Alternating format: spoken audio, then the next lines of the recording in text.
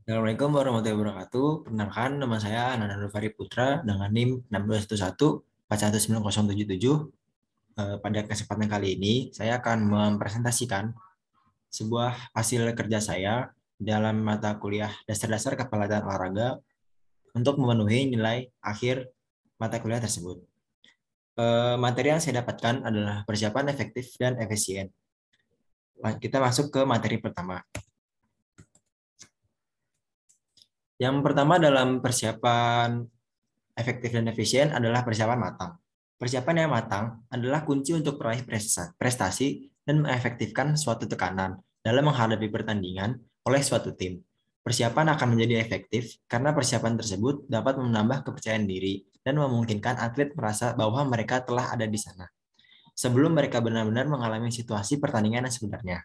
Pelatih dapat memberi motivasi sebagai dorongan moral pada atlet agar dapat menambah kemampuan untuk menghadapi tekanan pertandingan melalui persiapan yang terencana dan terstruktur. Untuk mencapai itu, pelatih harus menjadi ahli yang dapat mengantisipasi situasi yang sulit sehingga tidak menimbulkan masalah. Tim yang pelatihnya gagal untuk mengantisipasi situasi pertandingan yang akan datang biasanya menghadapi dengan keraguan-raguan dan ketidakpastian yang menyebabkan hilangnya rasa percaya diri dalam diri atlet dan pelatih mereka. Tim yang benar-benar telah siap lebih memungkinkan menanggapi permainan dengan rasa percaya diri yang tinggi. Meskipun persiapan yang efektif mampu meningkatkan kepercayaan diri dan atlet dapat menumbuhkan rasa optimis. Menjadi perhatian bagi pelatih bahwa persiapan tim terlalu terperinci sehingga latihan menjadi membosankan dan tidak efisien, menyiapkan secara berlebihan dan tidak ada humor dalam latihan. Hal ini dapat mendatangkan stres bagi anggota tim atau atlet. Pelatih terus dapat membuat keseimbangan antara persiapan yang berlebihan dan persiapan yang kurang. Mungkin saja lebih condong ke arah persiapan yang berlebihan, asal saja latihan tetap terasa menyenangkan.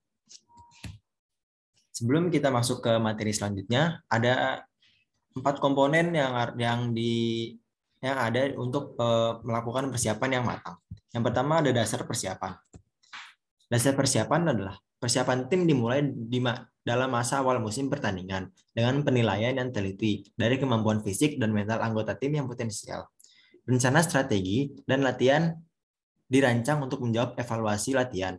Pendekatan semacam ini membantu memastikan bahwa latihan dan strategi pertandingan lebih efektif dan tim akan siap untuk menghadapi situasi apapun yang mungkin akan dihadapi.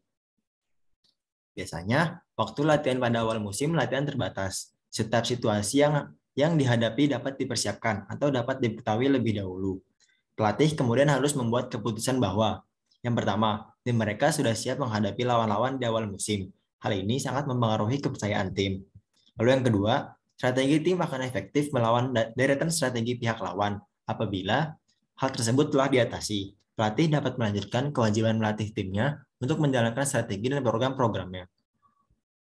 Pelatih harus membantu timnya untuk mengembangkan keinginan untuk siap bertanding.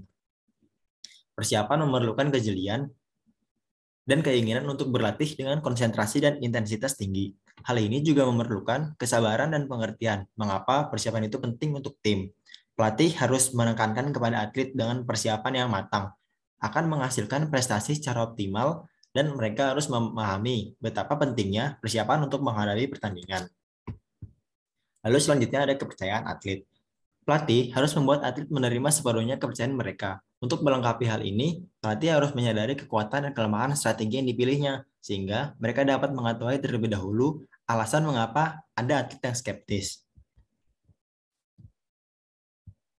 Menghadirkan informasi kepada anggota tim adalah langkah pertama yang penting untuk menuju ke arah penerimaan dan kepercayaan. Hal itu menunjukkan kepada atlet bahwa pelatih mereka teliti dan berpengetahuan dan dapat membawa mereka kepada keberhasilan, kecuali bila pelatih sudah mempunyai catatan yang panjang mengenai keberhasilan. Sangat wajar bagi atlet bila mereka mempertanyakan strategi yang baru bagi mereka. Penerimaan biasanya melibatkan kemajuan melalui tingkat kesadaran sampai tingkat minat dan selama atlet itu mulai mencari informasi lagi tentang strategi. Tingkat-tingkat tersebut biasanya diikuti oleh tingkat ketiga yang disebut tingkat evaluasi. Dan pada saat itu mereka membandingkan pendekatan yang telah mereka pahami. Tingkat evaluasi bertumpang tindih dengan tingkat percobaan dan pada masa itu mereka mencoba strategi yang dapat terkesan yang baik atau tidak baik. Kadang-kadang Atlet menerima atau menolak ide pelatih. Penerima biasanya berarti percaya penuh apabila sikap pelatih dan penampilan tim terus mendukung apa yang mereka percayai. Lalu selanjutnya ada pelatih membangkitkan kepercayaan.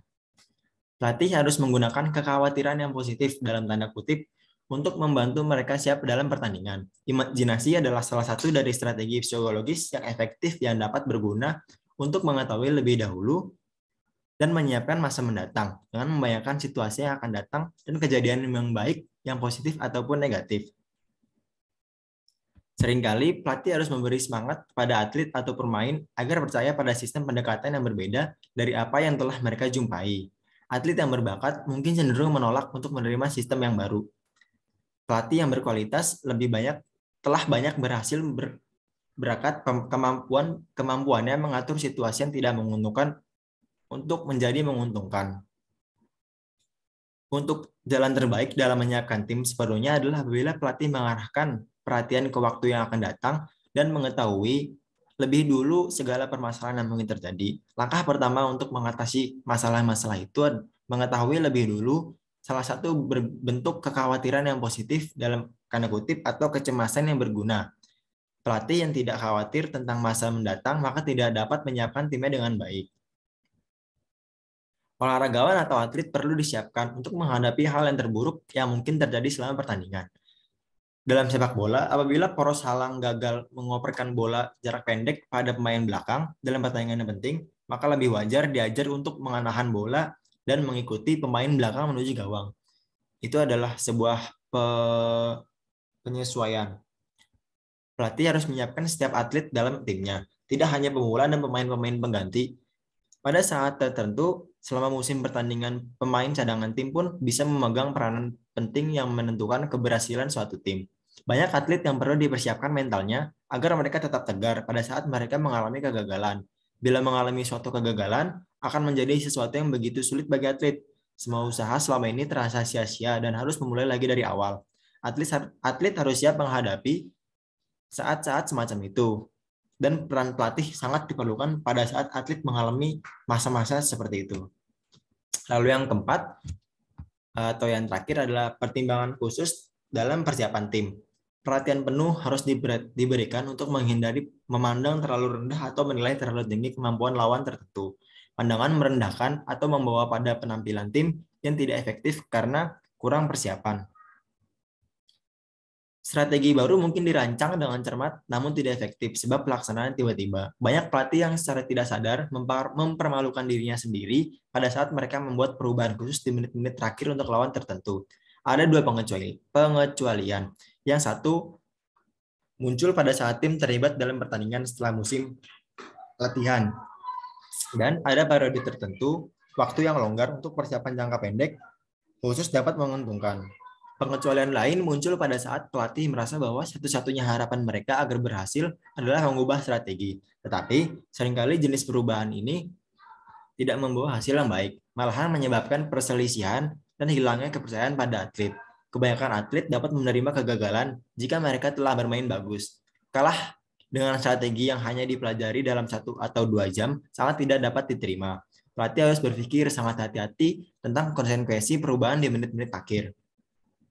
Banyak pelatih menggunakan pertandingan sebelum musim latihan dan terbuka bagi penonton untuk membantu pemain agar terbiasa dengan situasi pertandingan mendatang dan menggunakan tim kedua untuk memainkan peran sebagai lawan simulasi atau uji coba pertandingan adalah salah satu cara untuk memecahkan dari banyak persoalan dihadapi atlet sehingga menjadi lebih efektif apabila dapat memanfaatkan pengaruh penonton. Lalu yang terakhir ada kesimpulan. Pada hakikatnya, seorang pelatih perlu mempersiapkan apa-apa saja hal yang perlu dipersiapkan, mulai dari persiapan teknis sampai non-teknis. Seorang pelatih yang baik mampu mengajarkan anak didiknya dalam mengambil keputusan yang tepat, dalam keadaan sesulit apapun, serta harus tenang dalam pengambilan keputusan. Mungkin segitu saja yang bisa saya sampaikan. Kurang lebihnya mohon maaf. Apabila ada salah-salah kata mohon dimaafkan. Wassalamualaikum warahmatullahi wabarakatuh. Terima kasih.